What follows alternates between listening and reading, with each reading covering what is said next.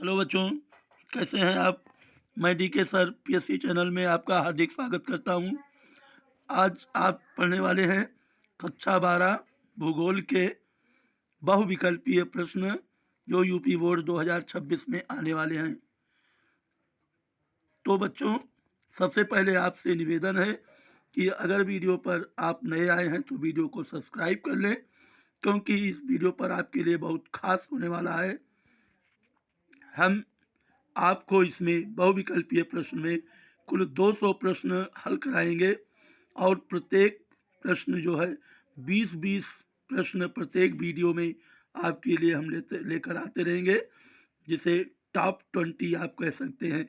और बच्चों, आप अपने दोस्तों को भी शेयर कर दीजिए और अगर वीडियो पसंद आए तो वीडियो को लाइक कर दीजिए, क्योंकि यूपी बोर्ड 2026 आपके बिल्कुल सिर पर है। तो आप कितनी तैयारी किए हैं?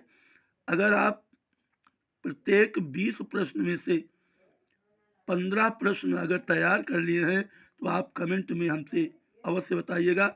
और बच्चों, झूठ नहीं बोलिएगा, क्योंकि अगर झूठ बोलेंगे तो इससे कोई लाभ नहीं होगा।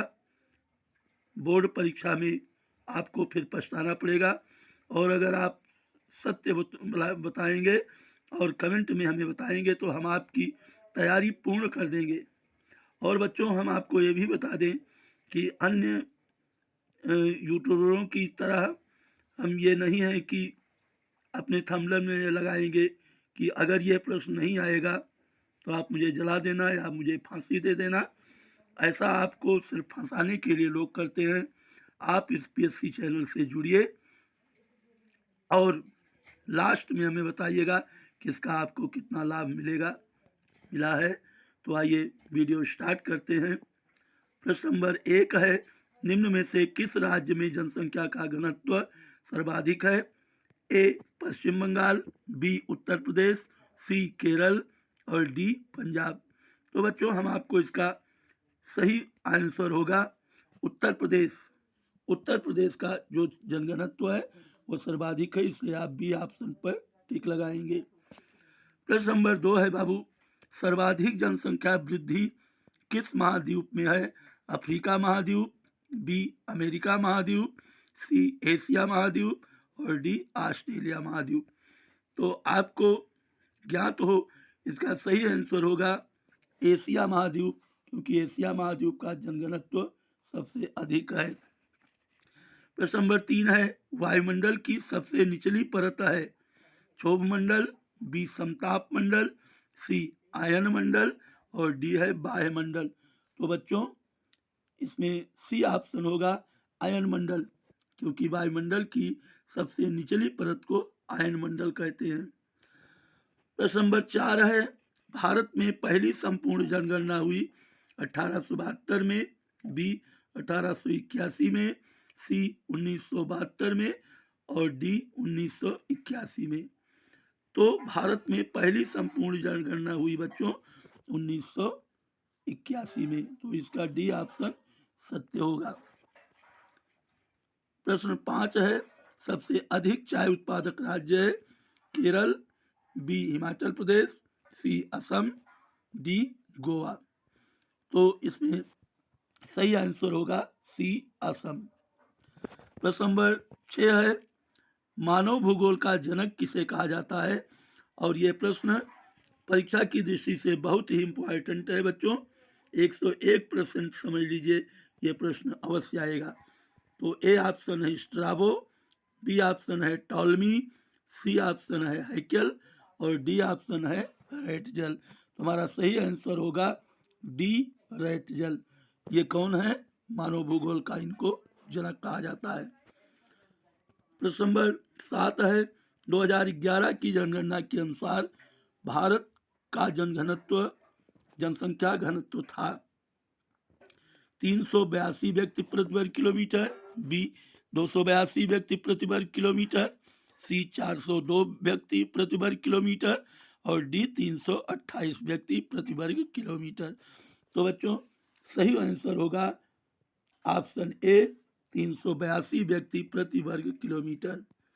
प्रश्न नंबर 8 है, दो देशों के मध्य व्यापार कहलाता है। अंतर्देशीय व्यापार, बाह्य व्यापार, स्थानीय व्यापार और अंतर्राष्ट्रीय व्यापार। तो दो देशों के बीच में जो व्यापार होता है वो अंतर्राष्ट्रीय व्यापार उसको कहते हैं।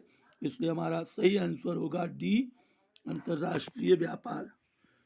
प्रश्न नंबर 9 है, निम्नलिखित में से कौन पेय फसल है, यानी कि कौन सी ऐसी फसल है जो कि पीने के काम में आती है।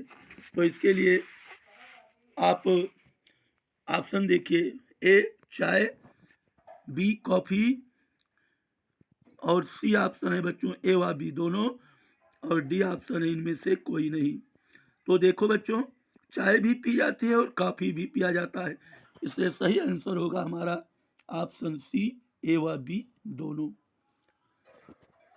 प्रश्न नंबर 10 है, भारत में सबसे कम जनसंख्या वाला राज्य है हिमाचल प्रदेश, बी अरुणाचल प्रदेश, सी सिक्किम और डी गोवा।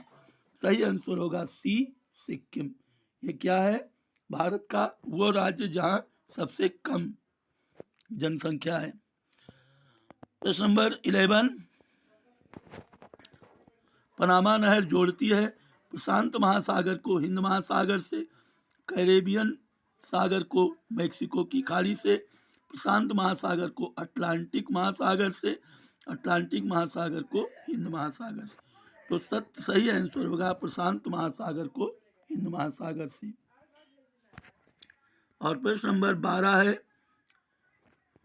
संदेशों का आदान प्रदान कहलाता है ए दूरसंचार, बी वक्त, सी परिवहन, डी संचार। हमारा सही आंसर होगा डी, संचार।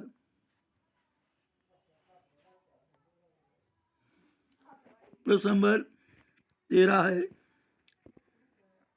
चाय का सबसे बड़ा उत्पादक देश कौन सा है। ए ऑप्शन है श्रीलंका, बी ऑप्शन है चीन, सी ऑप्शन है भारत और डी ऑप्शन है म्यांमार। तो सही आंसर होगा बी, चीन। चीन जो है एक क्या है, चाय का सबसे बड़ा उत्पादक देश। प्रश्न नंबर 14 है, खट्टे रसदार फलों की कृषि संबंधित है मिश्रित कृषि से, बी सघन कृषि से, सी मध्य सागरीय कृषि से, भूमध्य सागरीय कृषि से और डी है रोपण कृषि से। तो बच्चों सही ऑप्शन होगा सी, भूमध्य सागरीय कृषि से, भूमध्य सागरीय कृषि से। प्रश्न नंबर 15 है, रबी की फसल पैदा होती है। तो बच्चों हम लोग कृषि प्रधान देश के रहने वाले हैं। आप सभी लोग जानते हैं कि जो गेहूं, विशेषकर गेहूं की फसल जो है हमारी, वही रबी की फसल है। तो रबी की फसल कब होती है। ए ऑप्शन है शीत ऋतु में, बी ऑप्शन है वर्षा ऋतु में, सी ऑप्शन है ग्रीष्म ऋतु में और डी ऑप्शन है सभी ऋतु में।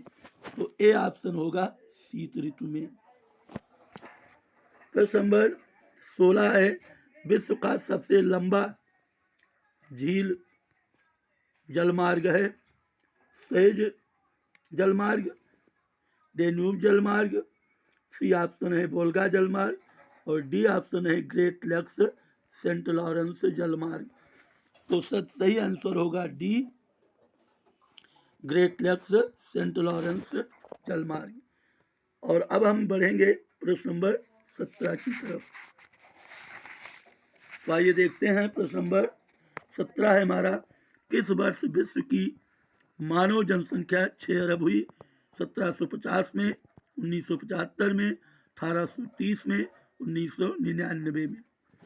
तो सही आंसर होगा डी, 1999 में। 1999 में संपूर्ण संसार की जो जनसंख्या है वो कितनी थी, 6 अरब।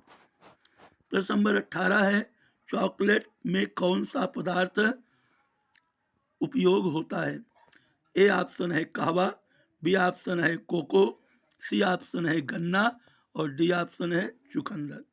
तो बच्चों न कहवा पड़ता है, न गन्ना, न चुकंदर।